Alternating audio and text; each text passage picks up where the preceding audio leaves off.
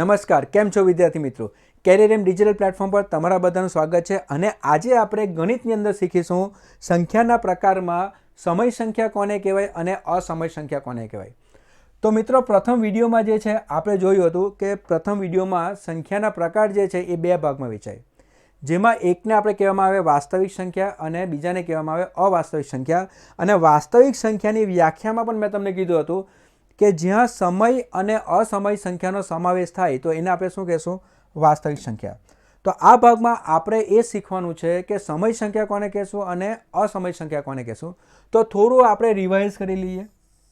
તો વાસ્તવિક સંખ્યા જે છે, જે પહેલા ભાગમાં પણ મેં તમને સમજાવ્યું હતું કે વાસ્તવિક સંખ્યાને ઇંગ્લિશમાં કહેવામાં આવે છે રિયલ નંબર્સ, એટલા માટે એને આપણે કેપિટલ આરથી દર્શાવાય. અને એ જ પ્રમાણે અવાસ્તવિક સંખ્યાને આપણે અંગ્રેજીમાં ઇમેજનરી નંબર્સ કહેવામાં આવે છે, એટલા માટે એને સ્મોલ આઈથી દર્શાવાય, કે જ્યાં આઈની કિંમત કેટલી છે? વર્ગમૂળમાં -1, અને આઈનો વર્ગ કરીએ તો એ થઈ જશે -1. તો મિત્રો, આ પ્રથમ વિડીયોમાં આપણે જોયું છે. અને વાસ્તવિક સંખ્યામાં મેં તમને એ પણ બતાવ્યું છે કે વાસ્તવિક સંખ્યા ઘણો મોટો સમૂહ છે કે જેની અંદર સમય સંખ્યા, અસમય સંખ્યા, પૂર્ણાંક સંખ્યા, અપૂર્ણાંક સંખ્યા, પ્રાકૃતિક, ધન સંખ્યા, આ બધી જ સંખ્યાઓનો સમાવેશ કેમાં થશે? વાસ્તવિક સંખ્યામાં થશે. તો મિત્રો, આ વાસ્તવિક સંખ્યાના બીજા બે ભાગ પડશે કે જેને કહેવામાં આવે છે સમય સંખ્યા અને અસમય સંખ્યા. તો સમય સંખ્યાને અંગ્રેજીમાં કહેવામાં આવે છે રેશનલ નંબર્સ, જ્યારે અસમય સંખ્યાને કહેવામાં આવે છે ઇરેશનલ નંબર્સ અંગ્રેજીમાં. અને અહીંયા જે સમય સંખ્યાનું જે ચિહ્ન જે છે એ કયું છે? ક્યુ છે. ખૂબ જ ઇમ્પોર્ટન્ટ, ક્લાસ 3ની પરીક્ષામાં આવી શકે કે સમય સંખ્યાનું ચિહ્ન કયું? તો ક્યુ. તો મિત્રો, હવે આપણે જોઈએ છે કે વાસ્તવિક સંખ્યા બે ભાગમાં વેચાશે. એક ભાગને કહેશું સમય સંખ્યા અને બીજા ભાગને કહેશું અસમય સંખ્યા. તો આ સમય સંખ્યા અને અસમય સંખ્યાની આપણે થોડી વ્યાખ્યાની આપણે વાત કરીએ તો પ્રથમ આપણે જોઈશું કે સમય સંખ્યા એટલે શું. તો મિત્રો, ખાસ જો કે સમય સંખ્યા એટલે એને આપણે પરિમેય સંખ્યા પણ કહેવામાં આવે, જેને મેં તમને કીધું કે અંગ્રેજીમાં રેશનલ નંબર્સ કહેવામાં આવે. અને એને કેવી રીતે દર્શાવવામાં આવે? ક્યુથી દર્શાવવામાં આવે. અને એની વ્યાખ્યા આપણે જોઈએ તો જે સંખ્યાને a/bના સ્વરૂપમાં લખી શકાય, જ્યાં a અને b પૂર્ણાંક સંખ્યાઓ હોય તથા b ≠ 0 હોય તેવી સંખ્યાઓને આપણે શું કહેશું? સમય સંખ્યા કહેવામાં આવે છે. અને ઉદાહરણ તરીકે -33/7, -4, 0, 3, 6.5 આ બધા જે છે એના ઉદાહરણ છે કે આ બધી સંખ્યાને આપણે શું કહીશું? સમય સંખ્યા કહીશું. હવે થોડું જે વ્યાખ્યાને જે છે ને બરાબર સમજીએ. આપણે એમ કહીએ છે કે જે સંખ્યાને a/bના સ્વરૂપમાં લખી શકો, એટલે કોઈ પણ પ્રકારની સંખ્યા હોય એ જો તમે અપૂર્ણાંકમાં લખી શકતા હો તો એ સંખ્યા કઈ બની જશે? સમય સંખ્યા. દાખલા તરીકે પ્રથમ આપણે જોઈએ કે જ્યારે આપણે વાત કરી કે ધન સંખ્યાની આપણે વાત કરી, અને ધન સંખ્યામાં આપણે જોયું કે 1, 2, 3, 4 આ બધી સંખ્યાને આપણે શું કહીએ છીએ? ધન સંખ્યા. હવે દરેક ધન સંખ્યા જે છે કે સપોઝ કે આપણે 2 પકડી લઈએ તો એને 2/1 તો લખી શકો. તો આનું સ્વરૂપ કેટલું થઈ ગયું? a/b થઈ ગયું એનું સ્વરૂપ. તો આ બધી ધન સંખ્યાનો સમાવેશ પણ કેમાં થશે? સમય સંખ્યા. એ જ પ્રમાણે આપણે જો ઋણ સંખ્યાની વાત કરીએ કે ઋણ સંખ્યા જે છે -1, -2, -3, તો એને પણ તમે -3/1 લખી શકાય તો લખી શકાય. તો એ પણ સ્વરૂપ કયું થઈ ગયું? a/bનું સ્વરૂપ થઈ ગયું. તો એને પણ આપણે શું કહીશું? સમય સંખ્યા કહીશું. એટલે તમે જોઈ શકો મિત્રો કે હવેથી ફરીથી આ સમય સંખ્યા પણ બહુ મોટો સ્વરૂપ છે કે જેની અંદર ધન સંખ્યા, જેની અંદર ઋણ સંખ્યાનો સમાવેશ થાય છે. એની સાથે સાથે જ્યારે તમે દશાંશ સંખ્યાની વાત કરી તો જેમાં તમે 0.5 લખો છો, 1.2 લખો છો, તો 0.5 એટલે 5/10 લખાય. અને એ જ પ્રમાણે 1.2 તમે લખો એટલે 12/10 લખાય. તો આ જે છે આનું સ્વરૂપ પણ કયું છે? a/bનું સ્વરૂપ થઈ ગયું. તો દરેક પ્રકારની જે અહીંયા આપણે એમ કહી શકાય કે દશાંશવાળી જે સંખ્યાઓ જે છે એનો પણ સમાવેશ કેમાં થશે? સમય સંખ્યામાં થશે. અને જે સાદા અપૂર્ણાંક જે છે કે જે પોતે જ a/bનું સ્વરૂપ બતાવે છે તો એનો સમાવેશ તો થવાનો જ છે સમય સંખ્યાની અંદર. તો અહીંયા આપણે કહી શકાય કે સમય સંખ્યા જે છે મોટો સમૂહ છે, જેમાં ધન સંખ્યા, ઋણ સંખ્યા, દશાંશ અને સાદા અપૂર્ણાંકનો પણ સમાવેશ થાય. તો મિત્રો, અહીંયા જે છે આ બધી સંખ્યાનો સમાવેશ થશે જ, પણ એના સિવાય જે છે એક અગત્યનો પ્રશ્ન પણ પૂછાય છે કે જે આપણે એમ કહી શકીએ ને કે એક્સેપ્શન, કે આના સિવાય એક એવી પ્રકારની સંખ્યા જે છે જેને પણ તમે a/bના સ્વરૂપમાં લખી શકો. અને એ પ્રકારની સંખ્યા કઈ? તો ઘણી વખત દશાંશની અંદર આ પ્રકારની સંખ્યા હોય છે 0.3333. અને આ સંખ્યા જે જ કરે એનો અંત આવતો નથી. એ જ પ્રકારે ઘણી વખત જે છે 1.242424 આ પ્રકારની સંખ્યા જે છે એનો પણ અંત નથી આવતો, પણ આ પ્રકારની સંખ્યાને પણ આપણે શું કહેશું? સમય સંખ્યા કહેશું. શા માટે એને સમય સંખ્યા કહેશું? કેમ કે આ બધી રકમો એવી છે કે જેની અંદર કોઈને ને કોઈ અંક જે છે વારંવાર આવે છે, વારંવાર આવે છે. મિત્રો ખાસ ધ્યાન આપજો કે આ એવી બધી રકમો છે કે જેમાં અંકો જે છે ને રિપીટ થાય છે, કાં તો વારંવાર આવે છે, પણ આ બધી સંખ્યાનો અંત આવતો નથી. તો અહીંયા તમે જોઈ શકો છો કે અહીંયા 3 વારંવાર આવે છે, અહીંયા તમે જોઈ શકો કે 24 વારંવાર આવે છે. એ જ પ્રમાણે કોઈ પણ રકમ તમને આ રીતે આપેલી હોય તો એ પણ જે છે કયામાં આવશે? તો એ પણ સમય સંખ્યામાં આવશે. શા માટે? કેમ કે અહીંયા 687 જે છે એ વારંવાર રિપીટ થાય છે. તો અંકો જો વારંવાર રિપીટ થતા હશે, કાં તો વારંવાર આવતા હશે, તો એવી સંખ્યાઓનો પણ આપણે સમાવેશ કેમાં કરશું? સમય સંખ્યામાં કરશું. તો મિત્રો અહીંયા તમે જોઈ શકો છો કે સમય સંખ્યાની અંદર તમારો પૂર્ણાંક સંખ્યાનો સમાવેશ થાય છે, અપૂર્ણાંક સંખ્યાનો સમાવેશ થાય છે.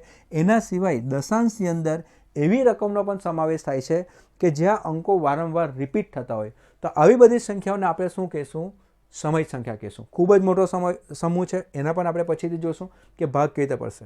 તો મિત્રો બધાને ખ્યાલ આવી ગયો હશે કે સમય સંખ્યા કોને કહેવાય. હવે મિત્રો આપણે જોઈએ કે અસમય સંખ્યા એટલે શું.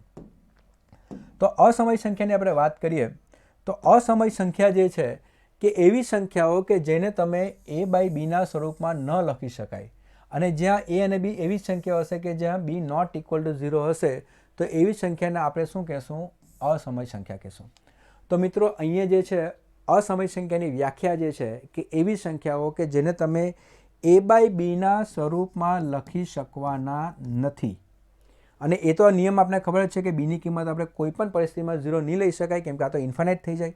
તો અહીંયા વ્યાખ્યા આપણે એમ કહી છે કે a અને b જે છે પૂર્ણાંક સંખ્યાઓ છે જ્યાં b નોટ ઇક્વલ ટુ 0 છે. તો મિત્રો અહીંયા જે છે કે આવી સંખ્યાઓ કઈ કે જેને તમે a બાય બીના સ્વરૂપમાં લખી શકવાના નથી.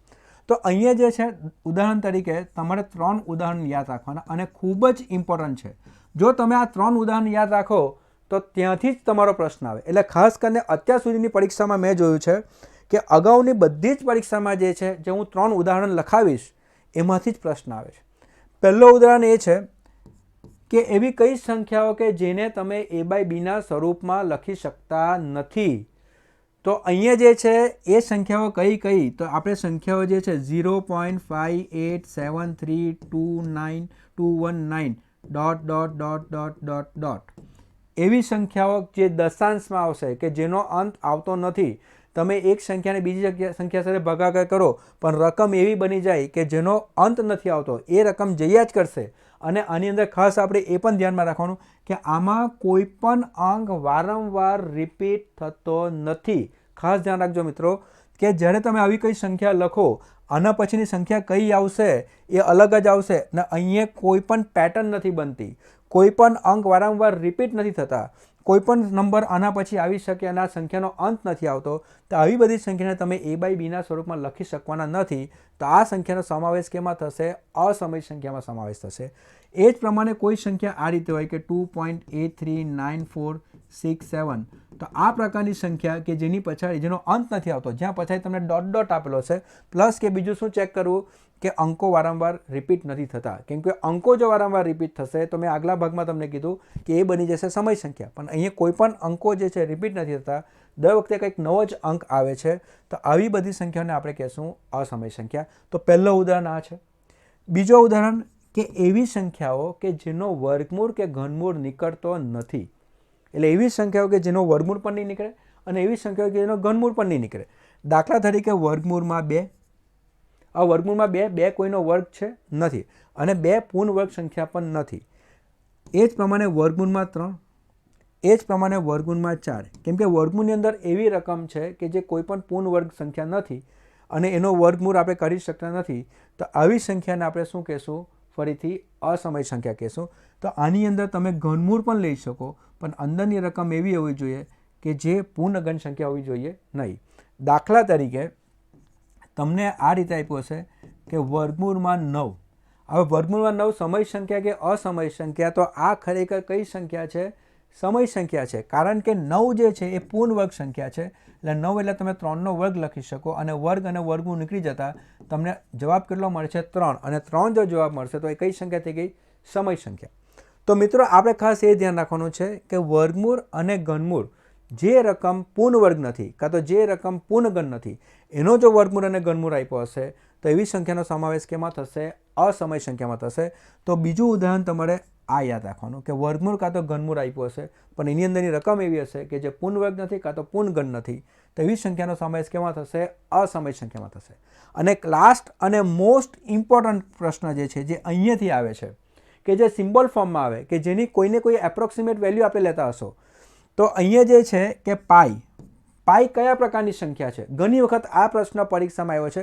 તમે પાછલા વર્ષના પેપર તમે જો તેમાં આ પ્રશ્ન તમને દેખાશે ક્લાસ 1-2 લઈ લો, ક્લાસ 1 લઈ લો, ક્લાસ 2 લઈ લો કાં તો ક્લાસ 3 લઈ લો કે પાઈ એ કયા પ્રકારની સંખ્યા છે? તો પાઈ જે છે એ અસમય સંખ્યા છે કારણ કે તમે એને a બાય બીને માં દર્શાવી શકવાના નથી. એ જ પ્રમાણે એક્સપોનેન્શિયલ e, એ જ પ્રમાણે આલ્ફા, બીટા અને ગામા જે બધા ચિહ્નોવાળા જે સિમ્બોલ છે કે જેની કોઈને કોઈ રકમ છે પણ આ બધા જે છે સિમ્બોલવાળા ચિહ્નોને આપણે કેમાં લેશું? અસમય સંખ્યામાં લેશું. તો મિત્રો આપણે ખાસ એ જ ધ્યાન રાખવાનું છે કે આની અંદર જ્યારે પણ આપણે અસમય સંખ્યાની વાત કરીએ અને આપણે આ 3 ઉદાહરણ જે છે તે ધ્યાનમાં રાખવાના છે કેમ કે મોસ્ટ ઇમ્પોર્ટન્ટ છે. પ્રશ્ન જે છે આ 3માંથી આવી શકે. અને ખાસ જે મેં તમને કીધું કે આ જે ભાગ જે છે એ એક્ઝામલક્ષી ખૂબ જ ઉપયોગી છે અને આપણે ધ્યાન રાખવાનું છે કે પાઈ અને એક્સપોનેન્શિયલ e એ કયા પ્રકારની સંખ્યા છે? તો એ છે અસમય સંખ્યા. તો મિત્રો બધાને ખ્યાલ આવી ગયો હશે કે સમય સંખ્યા અને અસમય સંખ્યા વચ્ચે તફાવત શું છે. ખાસ કરીને હું તમને એમ જ કહું કે અસમય સંખ્યાની અંદર આટલા ઉદાહરણ રાખો, આના સિવાયની બધી સંખ્યા કેમાં જતી રહેશે? સમય સંખ્યામાં જતી રહેશે. ખ્યાલ આવી ગયો મિત્રો? તો આજે જે છે કે આજના ભાગમાં જે છે આ વિડીયોમાં આપણે જોયું બીજા 2 ભાગ કે સમય સંખ્યા કોને કહેવાશે અને અસમય સંખ્યા કોને કહેવાશે. તો મિત્રો તમને જો હજુ વિડીયો પસંદ આવ્યો હશે, ગમ્યો હશે તો પ્લીઝ એને લાઇક કરો, શેર કરો અને અમારી ચેનલને સબસ્ક્રાઈબ કરો. Thank you very much.